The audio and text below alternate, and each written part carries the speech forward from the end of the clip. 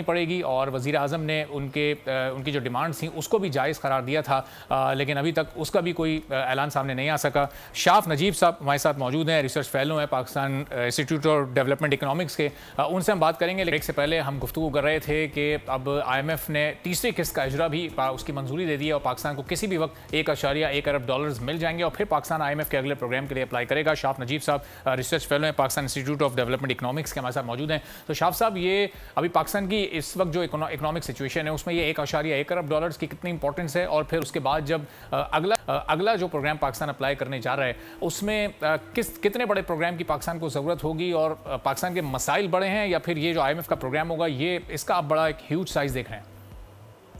देखिए, शुक्रिया मुझे प्रोग्राम में दावत देने का। जहां तक IMF के साथ हमारा जो स्टैंड पे अरेंजमेंट कंप्लीट हुआ है और ये आखिरी किस्त मिली है, मेरे ख्याल से इस जो अमाउंट है, जो रकम हमें मिलेगी अब आखिरी किस्त की, वो इतनी अहम नहीं है।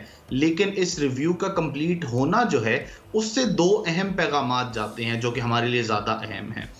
पहला ये कि जैसे हम पहले भी ये बात कर चुके हैं कि पाकिस्तान को एक कोर IMF प्रोग्राम में जाना ही जाना है। हुकूमत भी इसकी बात कर रही है, उसके लिए वो नेगोशिएट भी कर रहे हैं। तो ये प्रोग्राम कंप्लीट होना अगले प्रोग्राम को शुरू करने में जो है हमारे लिए एक मुस्बत कदम है उसके लिए। यानी कि IMF को अगले प्रोग्राम से मुतल्लिक जो कुछ तशवीश होगी पाकिस्तान की परफॉर्मेंस की, उससे मुतल्लिक वो तशवीश कुछ अब कम हुई होंगी इस 9 महीने में जो हमने ये परफॉर्म किया स्टैंड बाय अरेंजमेंट के तहत। पहला। दूसरा ये कि जाहिर बात है IMF के पास जब भी आप जाते हैं तो आपका डिफॉल्ट का खतरा बहुत बढ़ चुका होता है, आपके पास और ऑप्शंस कोई नहीं बाकी रहते। तो जब आप IMF का एक प्रोग्राम, चाहे वो 9 महीने का ही क्यों ना हो, वो जब कंप्लीट करते हैं तो वो दुनिया को भी एक मुस्बत पैगाम ये जाता है कि हाँ, इनमें मुश्किल में ये ज़रूर है, इंतहाई मुश्किल में है, लेकिन अभी भी इनकी इतनी जिसे हम कह सकते हैं कि सख्त है कि अगर ये कर्जा ले रहे हैं तो उसको वापस करने की, उसकी अदायगी करने की इनमें अभी भी सख्त बाकी है। लेकिन बात वही है कि क्या आज से 9 महीने पहले जब इस स्टैंड बाय अरेंजमेंट की तरफ जा रहे थे, जब इस स्टैंड बाय अरेंजमेंट शुरू हुआ, क्या पाकिस्तान उससे बेहतर जगह खड़ा है आज? मेरा नहीं ख्याल। और उसकी वजह यही है कि इन 9 महीनों में हम कोई वाज़े तब्दीली अपने निज़ाम में नहीं ला सके, कि हमारी जो इकॉनमी में लीकेजेस हैं, हमारी इकोनॉमिक एक्टिविटी जहाँ से रुक रही है, जिस वजह से हम बार बार IMF के दर पे हैं, वो वजूहात आज भी वैसी की वैसी ही हैं। उसमें हमने कोई तब्दीली की तरफ कोई कदम नहीं उठाया, जो कि बदकिस्मती की बात है। और अगले प्रोग्राम में हम चले भी जाएंगे तो वो हमारा कर्ज ही बढ़ेगा। क्या हम कोई मीनिंगफुल रिफॉर्म्स की तरफ आएंगे, क्या हम वो तब्दीली लाएंगे या नहीं, ये एक बड़ा सवालिया निशान है हुकूमत के सामने। ठीक है, तो अब शाह साहब, ये जो 9 माह का प्रोग्राम आप जिस तरह मुकम्मल किया, इन 9 माह में भी हमें कोई बड़े रिफॉर्म्स होते नज़र नहीं आए। हमें कोई टैक्स नेट तो कोई बढ़ता हुआ नज़र नहीं आया। कुछ प्लान ज़रूर बनाए गए लेकिन उन पर इम्प्लीमेंटेशन तो अभी भी होना बाकी है। देखिए, बिल्कुल ऐसा ही है।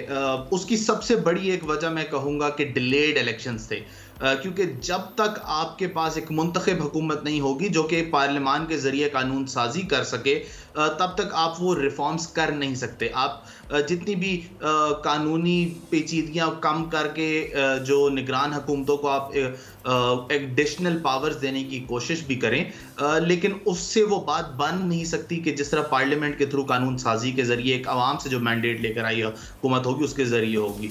तो पहला तो हमें वहाँ है। दूसरा, इस टाइम भी नज़र नहीं आ रहा कि हमारे जो पॉलिसी मेकर्स हैं, और उसमें सिर्फ पॉलिटिशियंस नहीं, उसमें हमारे तमाम स्टेक होल्डर्स हैं, नज़र नहीं आ रहा कि वो किसी की तरफ जा कोई असर पड़े। ये हम हल्की फुल्की कॉस्मेटिक चेंजेस तो करते रहते हैं बार बार, लेकिन उसका हमने अभी तक देखा हमें नुकसान ज्यादा उठाना पड़ा है। ना हमारी सिविल ब्यूरोक्रेसी में हम कोई चेंजेस करना चाह रहे हैं, ना हम गवर्नेंस स्ट्रक्चर में चेंजेस करना चाह रहे हैं, ना और बाकी कलामी की माजरत। लेकिन ये चलें, ये जो कानून साजी है इसके लिए तो इलेक्शन की और एक मुंतखब हुकूमत की ज़रूरत थी जो ताखीर से हुआ। लेकिन ये जो हम मॉनेटरी पॉलिसी को देख रहे हैं जो कि पिछले कई माह से 22% पर ही बरकरार है, इसके लिए तो ज़ाहिर है किसी इलेक्शन की या कानून साजी की ज़रूरत नहीं है, और इसमें स्पेस भी है। माहिरीन माशियात ये बता भी रहे हैं कि इसमें 100 या 200 बेसिस पॉइंट्स की कमी की जा सकती थी और बिजनेस कम्युनिटी की भी डिमांड थी।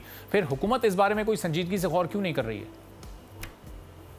देखिए, सबसे पहली चीज तो ये कि मॉनेटरी पॉलिसी का हुकूमत से ताल्लुक नहीं, वो खालिस्तान सेंट्रल बैंक का डिसीजन है, और उसमें हुकूमत की इंटरफेरेंस होनी भी नहीं चाहिए। अब बात यह है कि क्या 22% से उसको हिलाना चाहिए था या नहीं। देखिए, बात यह है कि जब हमने इंटरेस्ट रेट बहुत ज़्यादा बढ़ा दिया, जब हमें ये नज़र आया कि महंगाई बहुत बढ़ रही है, ये देखे बगैर कि क्या इसका कोई इम्पैक्ट होगा या नहीं, और फिर स्टेट बैंक जो है उसने अपने आप को एक ऐसे जाल में फंसा लिया कि ना वो मजीद बढ़ा सकते थे ना वो कम कर सकते थे, क्योंकि कहीं कम अगर वो जल्दी कम कर देते इन्फ्लेशन, तो कहीं ये ना हो कि इंटरेस्ट रेट कम कर देते तो कहीं ऐसा ना हो कि इन्फ्लेशन मजीद बढ़ जाए।